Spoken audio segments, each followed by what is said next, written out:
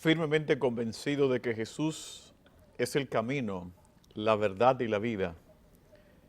Y nos da la posibilidad también de hacer realidad su palabra entre nosotros.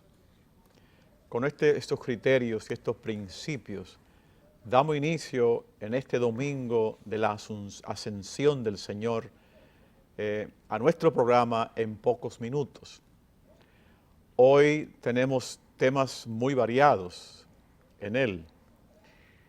Lamentamos que no está con nosotros el doctor Martín, que siempre tiene su nota jocosa, interesante también. Sin embargo, él nos sigue desde la casa. Y un tema que es normal en muchos países de América Latina es el tema de la fiesta de las madres en este día. El último domingo de mayo es un domingo que dedicamos a sentar la atención en mamá, ese ser tan querido que nos ha dado la existencia, que ha colaborado con Dios para que nosotros existamos junto con nuestros papás, ¿verdad? Entonces tenemos que agradecer a Dios el regalo de mamá. Además, tenemos otro elemento importante aquí en el estudio, Pirosca, ¿verdad? Cumpleaños hoy. Entonces, ¿Sí? y que es una gran mamá. Entonces, Pirosca, las felicitaciones son dobles, ¿verdad? Gracias, Padre. ¿Verdad? Gracias, Por ser Padre. mamá, ¿verdad? Y también por cumplir años, ¿verdad? Así mismo. También vamos a tocar en los momentos de Monseñor algunas temáticas de interés nacional, ¿verdad? Que han surgido en esta semana, ¿verdad? Y que la prensa ha tocado de una forma u otra, ¿verdad? Bien, entonces, habiéndoles saludado a ustedes en este domingo tan especial de la Ascensión del Señor, el Día de las Madres, ¿verdad? Vamos entonces a iniciar pues el programa o a continuar el programa, ¿verdad? Escuchando la palabra de Dios de este domingo. Amén. Así mismo, Padre. Lectura del Santo Evangelio según San Mateo. En aquel tiempo, los 11 discípulos se fueron a Galilea, al monte que Jesús les había indicado. Al verlo, ellos se postraron, pero algunos dudaron.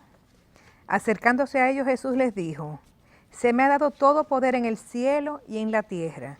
Id pues y haced discípulos a todos los pueblos, bautizándolos en el nombre del Padre y del Hijo y del Espíritu Santo, enseñándoles a guardar todo lo que os he mandado. Y sabed que yo estoy con vosotros todos los días hasta el final de los tiempos. Palabra del Señor. Gloria a ti, Señor Jesús. Bien, hemos escuchado el texto del Evangelio de este domingo. Vamos a intentar profundizar el texto, entender el texto, para ver qué mensaje hoy nos transmite este texto de la palabra de Dios de este domingo, en este contexto siempre de la ascensión del Señor.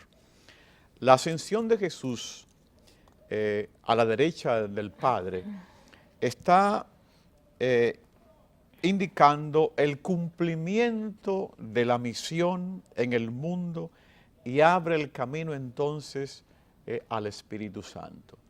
Jesús, que ha cumplido un trabajo, una misión, una encomienda del Padre, entonces se marcha, pero ya como decíamos el domingo, no nos deja solos, huérfanos, sino que nos regala la presencia del Espíritu Santo, el Paráclito, que nos va a acompañar.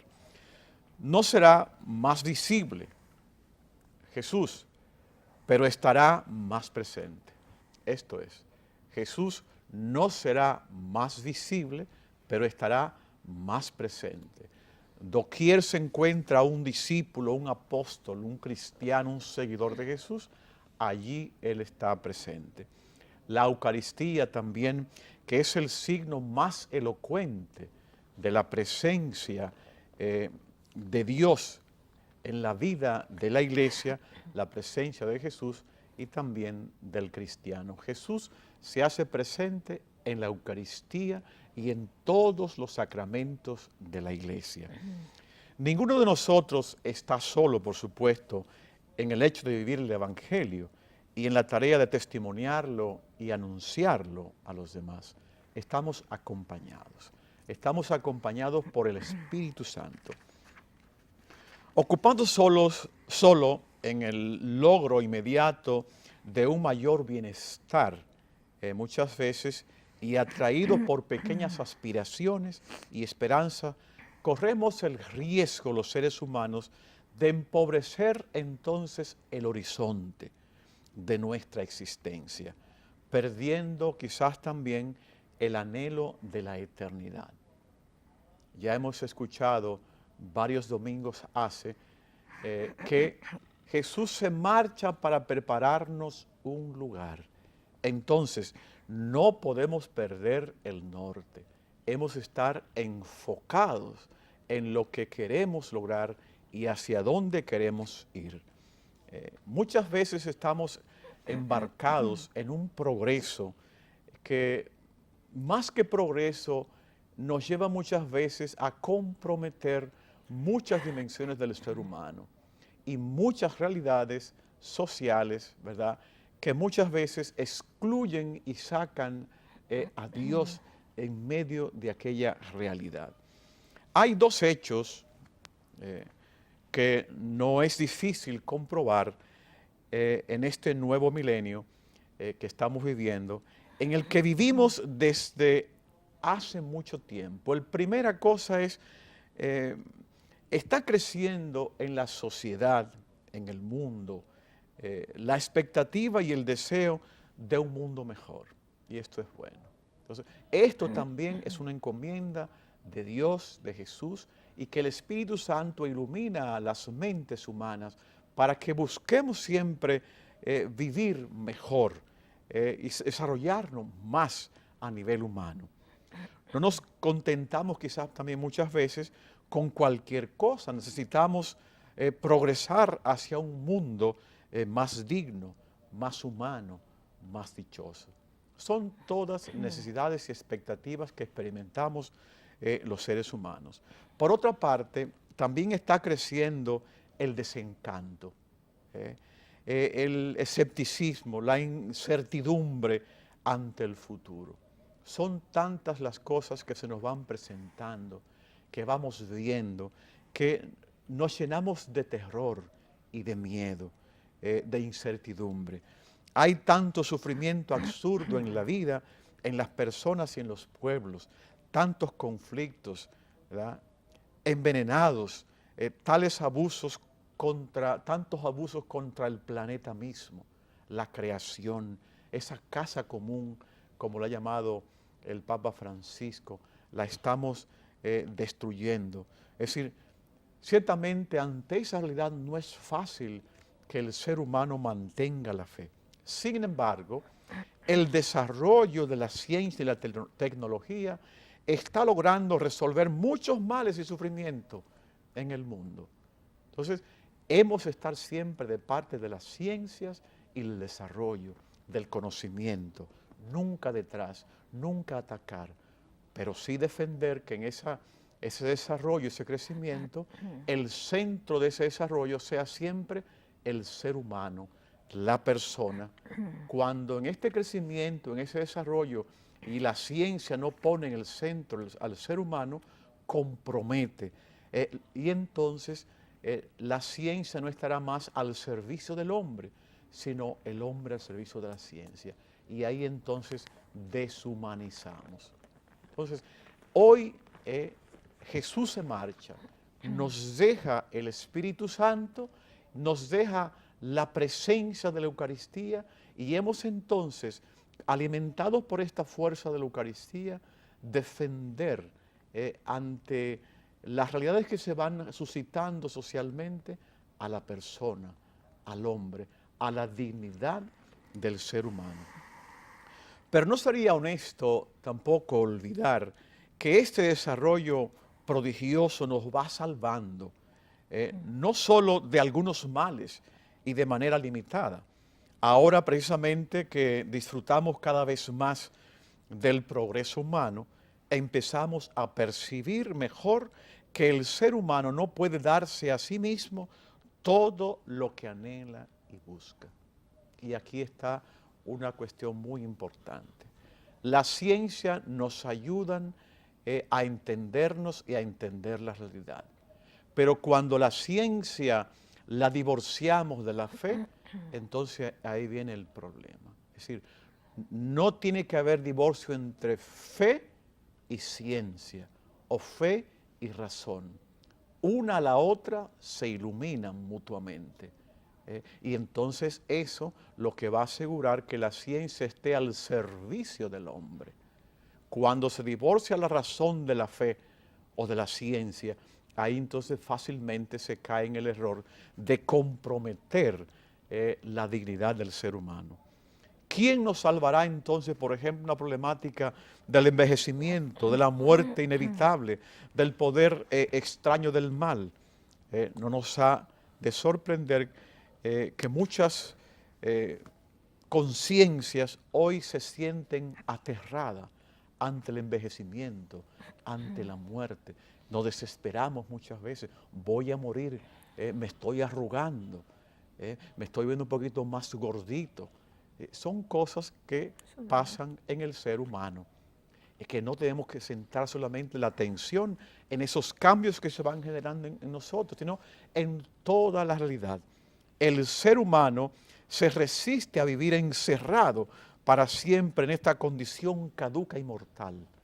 Y queremos ir más allá y más allá. Y muchas veces llegamos a comprometer en ese ir más allá nuestra misma dignidad. Sin embargo, no pocos cristianos viven hoy mirando exclusivamente entonces a la tierra. Y aquí entonces el tema de la ascensión del Señor. Nosotros no somos cristianos para estar solamente mirando a la tierra. No, hemos de mirar a la tierra, pero también con los pies sobre la tierra, pero con la vista puesta al cielo, al horizonte, para caminar hacia donde Jesús nos está pidiendo cada día. Al parecer, no nos atrevemos a levantar la mirada más allá de lo inmediato de cada día. No puede ser. El cristiano no es un miope. El cristiano es una persona que tiene la mirada larga, amplia, para ver las cosas y juzgar las cosas.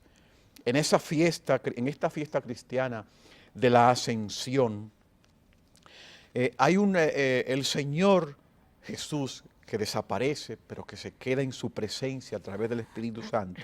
Quiero recordar unas palabras de aquel científico y místico Teilhard de Chardin. Decía él: cristianos, a solo 20 años de la ascensión del Señor, ¿qué han hecho de la esperanza cristiana? ¿Ha muerto la esperanza cristiana? No puede morir. La esperanza cristiana debe permanecer en nosotros.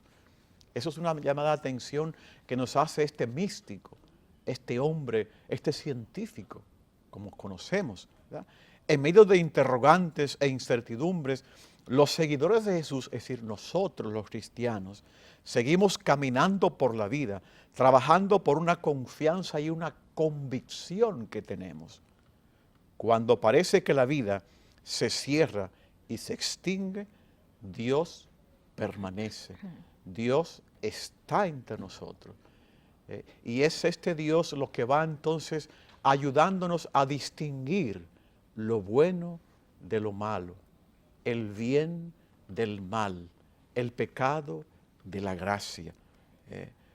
El misterio último de la realidad es un misterio de bondad, de amor. Dios es una puerta abierta a la vida que nadie puede cerrar y que nosotros, los cristianos, los seres humanos, los hombres y mujeres de buena voluntad, estamos llamados a mantener abierta esa gran puerta. Escuchamos también en el texto del Evangelio que se habla de nube, de ángeles. La nube es aquello que no nos permite ver la realidad que hay detrás de la nube. Nosotros, con la esperanza, con la ilusión, con el gozo, hemos de ser capaces de ver lo que está detrás de la nube y no quedarnos angustiados y asustados porque no vemos el panorama. Usted se imagina, por ejemplo, un piloto aéreo que ante la cantidad de neblina que muchas veces tiene que atravesar, él siempre mantiene el norte. ¿Por qué? Tiene el GPS, tiene la brújula que le va conduciendo, aunque no vea, él sabe que, y se fía de ese instrumento que le está indicando hacia dónde está la pista de aterrizaje.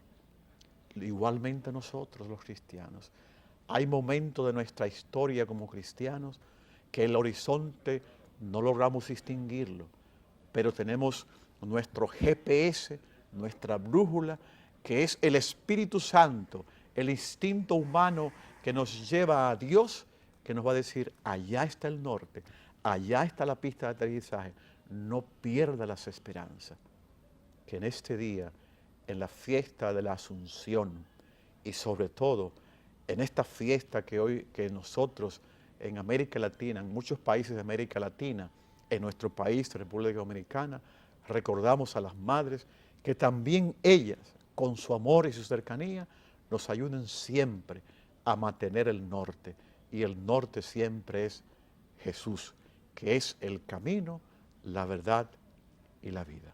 Así mismo es, Padre, así como usted dice, a las madres que no perdamos la esperanza y la fe. Y cuando en el Evangelio hablan de que los que andaban con Jesús dudaron, eso nos trae mucho a colación a nosotros las madres. ¿Cuántas veces dudamos si lo estamos haciendo bien, si lo estamos haciendo mal? Porque los hijos realmente no vinieron con un manual para nosotros saber qué hacer en cada momento, sino que a medida que el tiempo va pasando, vamos aprendiendo el uno y el otro a convivir y a llevarnos en paz. Pero esa duda siempre está en el corazón de cada madre de si lo estamos haciendo bien o no. Y a mí me llama poderosamente la atención cuando la promesa del Señor, me voy, pero me voy a quedar con ustedes todos los días hasta el fin del mundo, Padre. Y la Biblia es tan sabia y tan rica que vemos que la palabra no tengan miedo está 365 veces en la Biblia dicha, una para cada día. Y es que el Señor siempre va a estar con nosotros. Esa promesa de que Él no se fue, pero se queda con nosotros el Espíritu Santo y se queda con nosotros también en la Eucaristía, donde está su cuerpo, alma, sangre y divinidad. Hermanos, en esta mañana queremos invitarles que sientan a Jesús en su corazón siempre y que ante cualquier duda, cualquier miedo, cualquier situación que ustedes tengan, no duden en sentarse en su corazón con Jesús, ir a la Eucaristía, a un sagrario y exponerle todo lo que sienten, lo que están padeciendo. Y yo les aseguro que desde que inicien esa conversación y esa comunicación con Jesús, todo va a cambiar. Así que nos vamos a un cambio y volvemos en breve. Como decíamos hace un momento, hoy es el Día de las Madres en nuestro país y queremos honrar nuestras madres.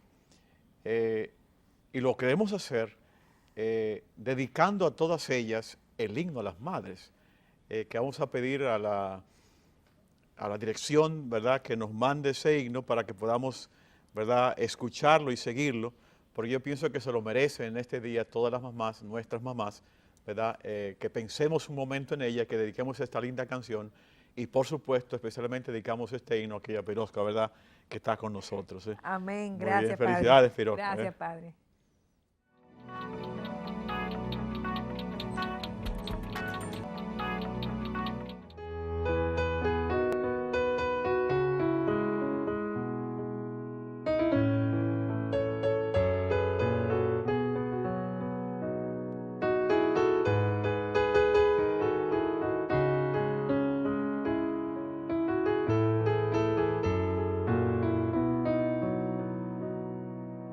Ellas son los ángeles del cielo, cuidarán nuestra vida con anhelo.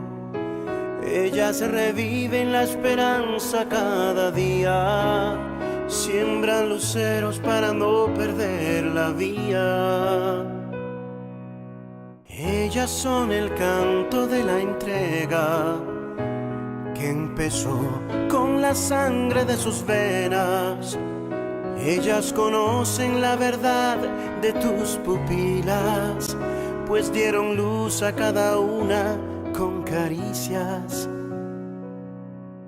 Madre serás dijo Dios allá arriba, y te hizo a ti, mujer, convertir el amor en vida. Madre serás, dijo Dios allá arriba, y te hizo a ti, mujer, convertir el amor en vida.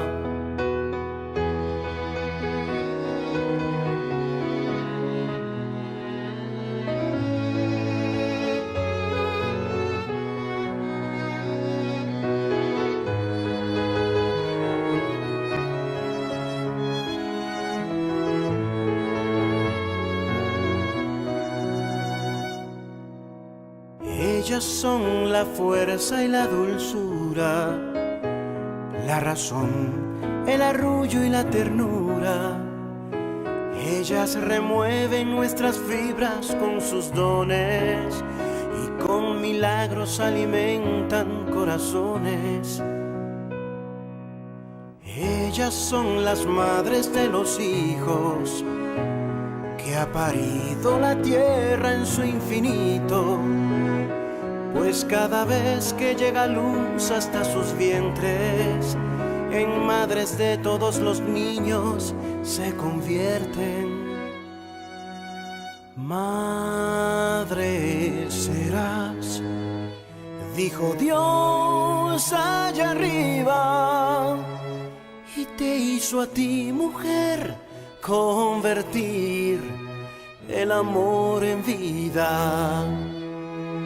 Madre serás, dijo Dios allá arriba, y te hizo a ti, mujer, convertir el amor en vida.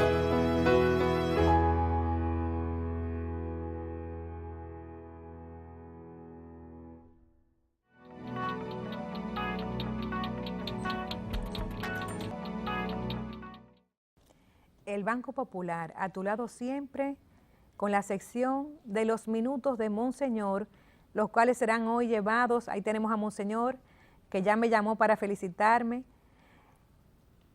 que será llevado ya por el Padre Pastor. Así que los minutos de Monseñor, Padre, a mucha honra, ¿verdad? Con ese Padre Monseñor Rivas, tan querido por todos nosotros.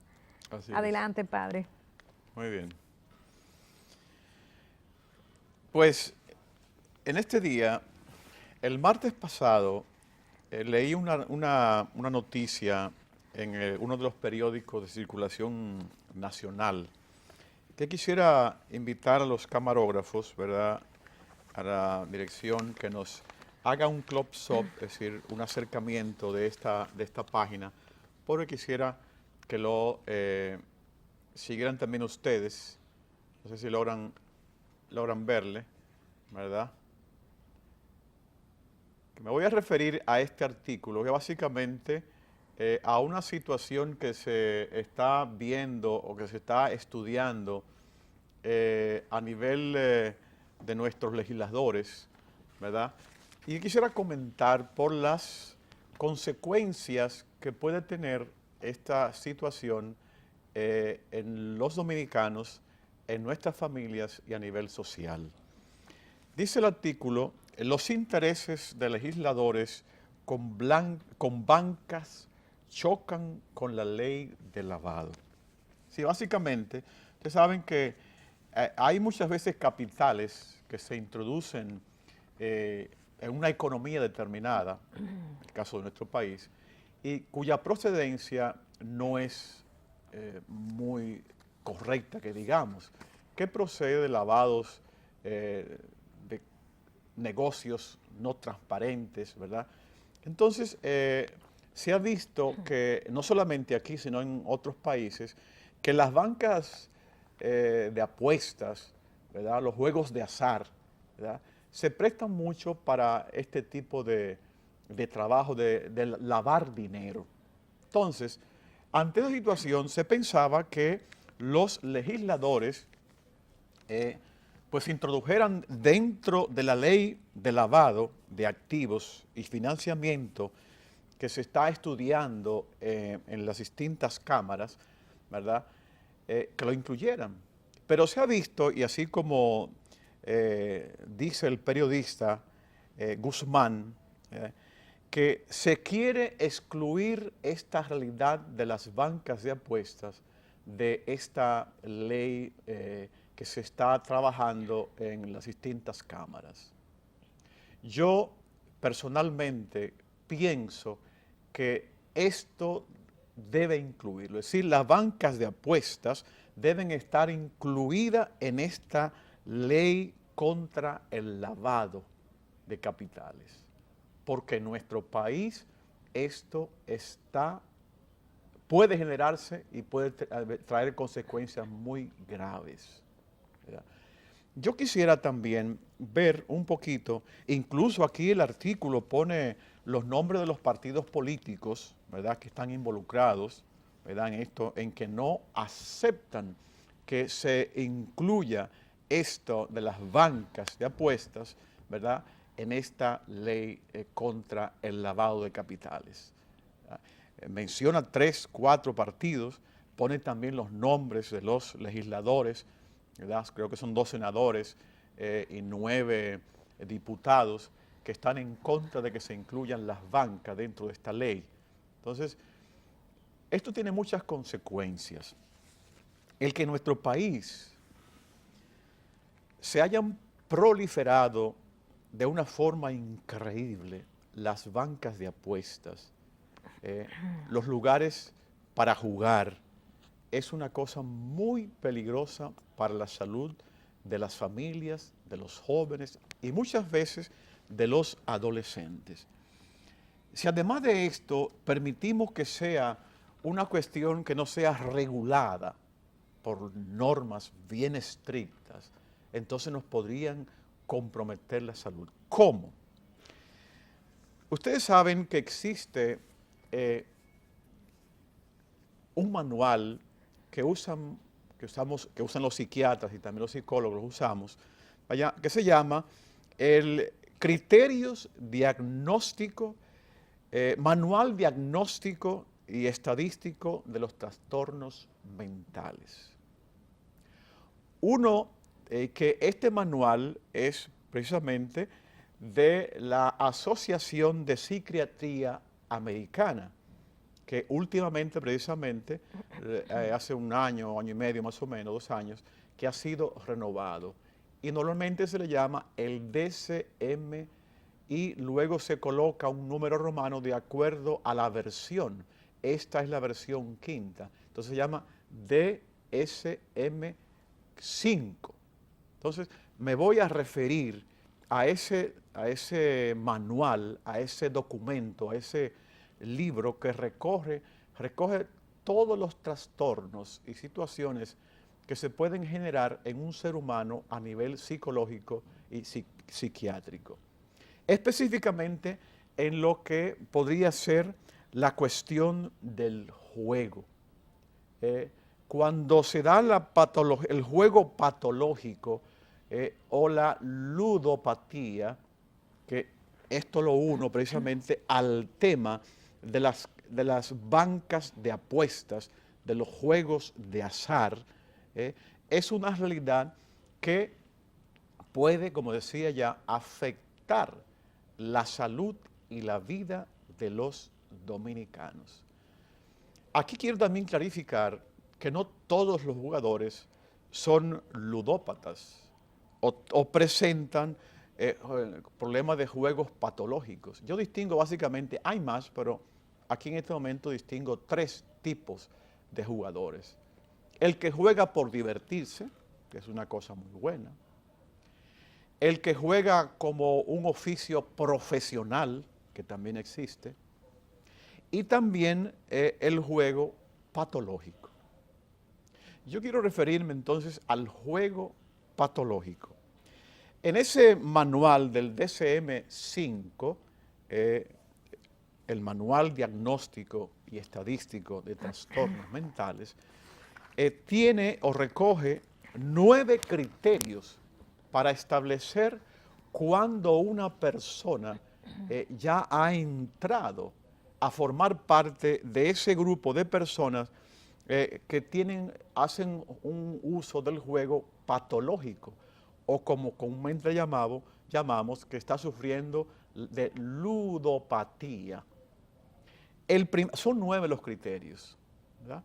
Basta que una persona ya caiga o cumpla con los 4 primeros criterios para que se encienda la lamparita roja, es decir, atento, que ya va hacia el camino de la dependencia del juego. Y el juego es una cuestión tan amplia, que podemos nosotros crearla y seguirla por internet de todas las maneras. Padre, ¿y caería la ludopatía en una adicción como cualquier otra? Precisamente, el DSM-5 presenta los juegos patológicos de ludopatía dentro de la dependencia, del capítulo de la dependencia, incluso de sustancias. Esto no es una dependencia que no es con sustancia, pero entra dentro del capítulo de la dependencia. Es tanto o más difícil liberarse de la ludopatía como también liberarse de la dependencia de sustancias, ¿verdad?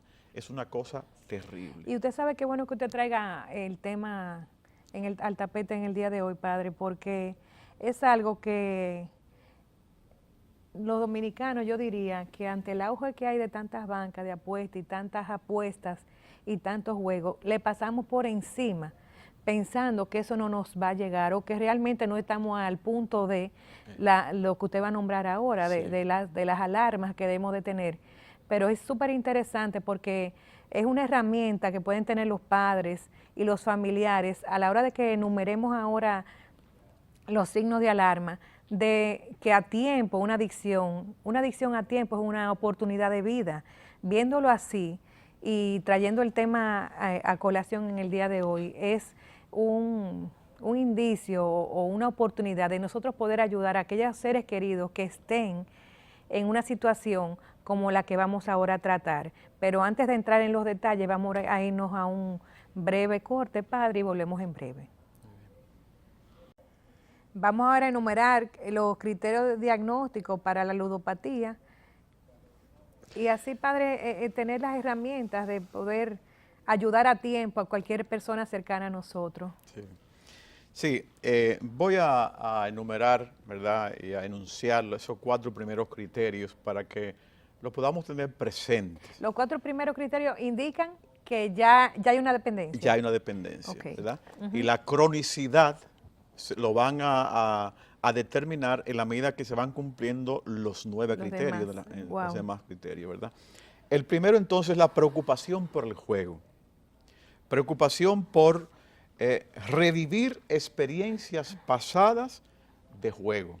Primer elemento de ese único, el primero. El segundo elemento de ese primero es compensar ventajas entre competidores y planificar la próxima aventura. El tercer, ¿verdad?, de ese primero elemento, de ese primer criterio es pensar formas de conseguir dinero con el que jugar. ¿Sí? Son 3 elementos importantes de ese primer criterio. Entonces, recordar experiencias pasadas de juegos. Segundo, planificar posibles aventuras próximas para involucrarme en el juego y sobre todo buscar dinero para yo poder jugar. Entonces es el primer criterio. El segundo criterio, la necesidad de jugar con cantidades crecientes de dinero. Hoy juego una cantidad, una suma determinada, pero mañana quiero triplicarla y cuadruplicarla, ¿verdad? Entonces ya eso es un criterio, un indicio de que algo no anda bien. El tercer criterio entonces es el fracaso repetido de esfuerzo para controlar la ininterrumpido deseo de juego. El tercer criterio. Y el cuarto criterio, la inquietud e irritabilidad que se suscita en la persona por no tener la posibilidad de jugar. Es decir, si ya soy una persona que estoy involucrada en el juego, que ya estoy duplicando la suma de dinero en el juego, que voy también, no sé cómo controlarme, y que hay esa inquietud por jugar y no puedo, y me irrito, ya ahí hay un problema. Y ya los padres, los amigos, la persona misma debe saber que está dentro de esa realidad, en los 4 primeros pasos, ¿verdad? El quinto paso, ya viene la utilización del juego como vía de escape de los problemas o alivio del malestar emocional. Ya entonces se quiere usar el juego para esconder realidades personales que tengo en la familia, ya sea con los hijos, con la esposa, con papá, con mamá, con quien sea. Entonces se quiere tapar esa problemática que tengo con la cuestión del juego. Padre, una pregunta ahí en el tema familiar. ¿Qué tanto la familia se da cuenta a tiempo de esos signos? Porque generalmente en la ludopatía se da el caso de que ya está muy avanzada la adicción porque no muestran signos visibles al momento. Sí.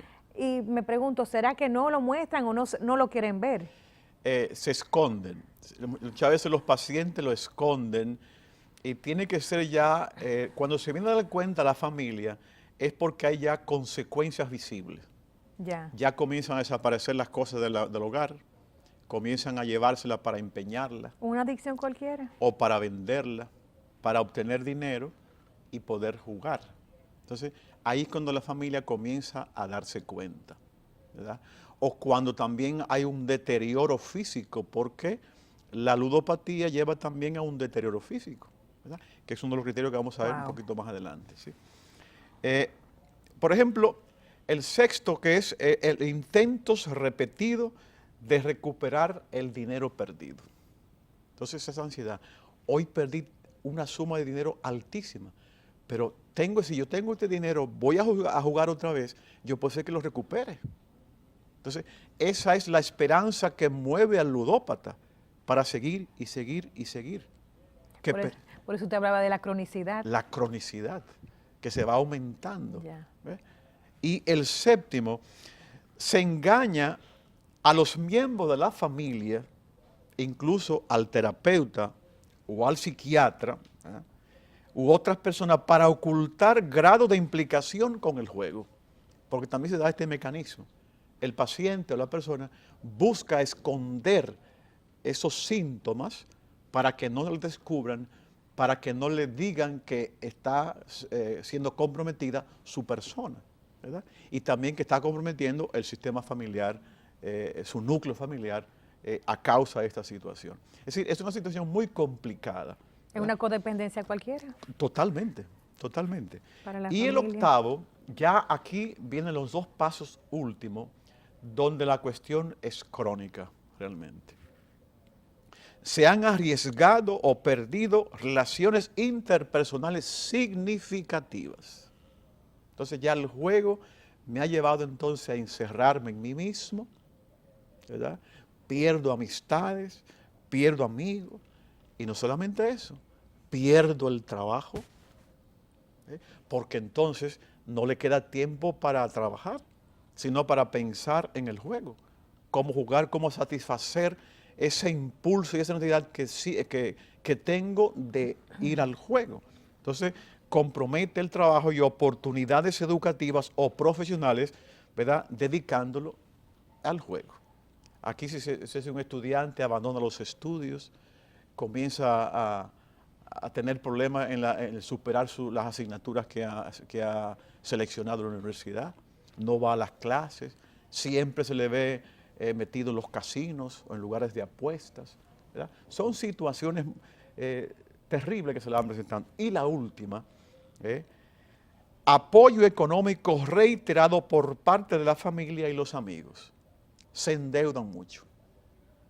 Le piden dinero a papá, a mamá, a los hermanos, a los amigos, y llega un momento que a la persona cuando lo ven le huyen, porque ya saben que anda buscando dinero. Claro. Entonces, ven ustedes que son una lista de cosas que se pueden dar en la vida de una persona, que afecta a la familia, que afecta a nuestro país Y aquí quiero, si me queda tiempo todavía, hacer una comparación con otros países. Hay un país de Europa, que es el que más conozco, ¿verdad? El caso de Italia. En Italia hay muchas bancas de apuestas, ¿verdad? Esas famosas tragamonedas que llaman. Porque es interesante que normalmente hay una población que es más, que tiende más a estas máquinas que allí la colocan, por ejemplo, en los cafés, que son los ancianos, los adultos, 60 años adelante, porque a la banca de apuestas o a los juegos deportivos van más bien personas jóvenes, de 20 años a 50, 55 años, ¿verdad? Entonces, allí, es decir, estas bancas pagan un impuesto, por supuesto, al Estado. Pero los recursos económicos que le llegan al Estado por cuestión de impuesto a estos juegos, no le da para cubrir ni siquiera la mitad de lo que implica el llevar los pacientes, ¿verdad?, los ludópatas, al médico y ayudarle a recuperarse. Pues la población altísima entonces. Altísima. Es una población Wow. altísima.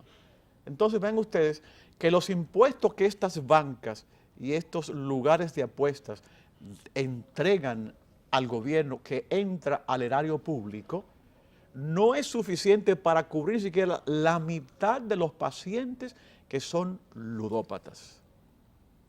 No tengo estadística en nuestro país, pero no creo que en nuestro país la cosa sea distinta. No, Distinguiendo aquí lo que decía al principio, ¿verdad? Que yo juego por divertirme. Juego también porque soy quizás un profesional del juego, pero también juego porque soy un dependiente crónico o ludópata del juego. Entonces, hay esta realidad también, yo pienso, en nuestro país. Y esto porque por eso precisamente citaba esa situación que se está generando, esa ley que se está generando en las cámaras de diputados y senadores, que se está estudiando. Yo pienso que esta realidad de las bancas de apuesta, de juegos, debe incluirse, debe entrar dentro de esta ley de lavado de activos.